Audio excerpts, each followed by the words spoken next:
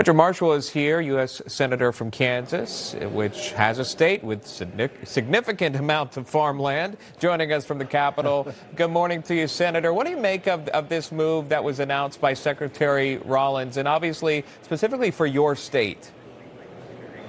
Yeah, well, hallelujah. Secretary Rollins is absolutely knocking it out of the park. For 4 years, we begged the Biden administration to do something about this, that the Chinese are buying land, not just any land, but land next to military bases. They bought land close to my home in Fort Riley.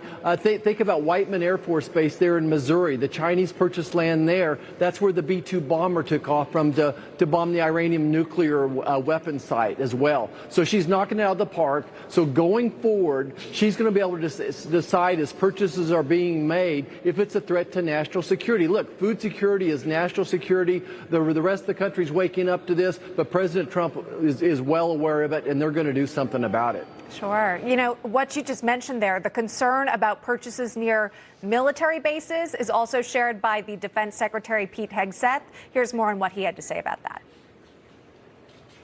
As someone who's charged with leading the Defense Department, I want to know who owns the land around our bases and strategic bases, and getting an understanding of why foreign entities, foreign companies, foreign individuals might be buying up land around those bases. That's something I should be paying attention to on behalf of the American people, on behalf of my department, and on behalf of the president.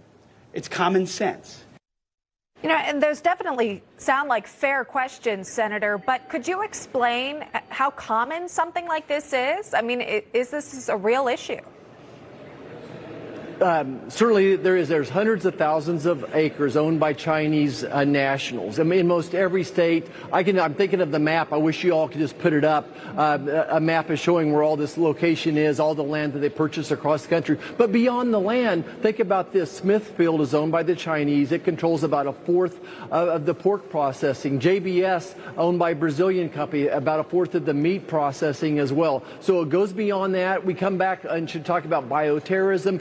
The big point here is food security is national security, and what you saw is an all-of-government approach to the problem. I can tell you in my lifetime, I've never seen the Secretary of Defense, DHS, the Attorney General, all standing with the Secretary of Agriculture shouting, food security is national security. I got to ask you about this, and I'm switching topics here, but President Biden's physician, as you well know, that is Dr. Kevin O'Connor, recently testified before the Oversight Committee in the House. The Chairman, James Comer, there asking about Biden's mental decline. Essentially, there wasn't much learning. He pleaded the fifth, the physician did, and he cited physician-patient privilege. But then there were times where he was asked questions that didn't have anything to do with the patient, still took the Fifth Amendment here. Obviously, many Americans are still concerned with what happened during the Biden administration, many asking who was really making decisions in this White House. There have been books about this. I'm just curious to know, Senator, your thoughts about this. Were you pleased with what the Oversight Committee is doing here? What did you make of the physician for President Biden pleading the fifth on this?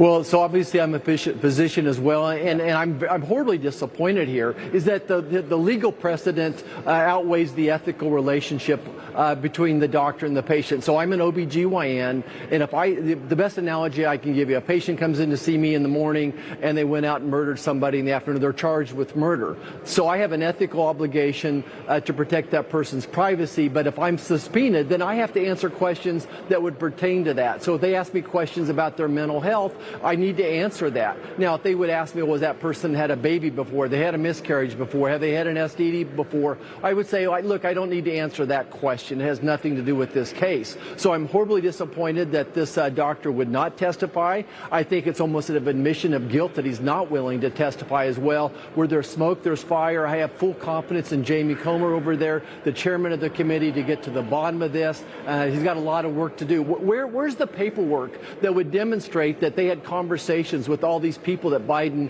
pardoned? There should be some type of paper trail to be able to show, look, we had this conversation.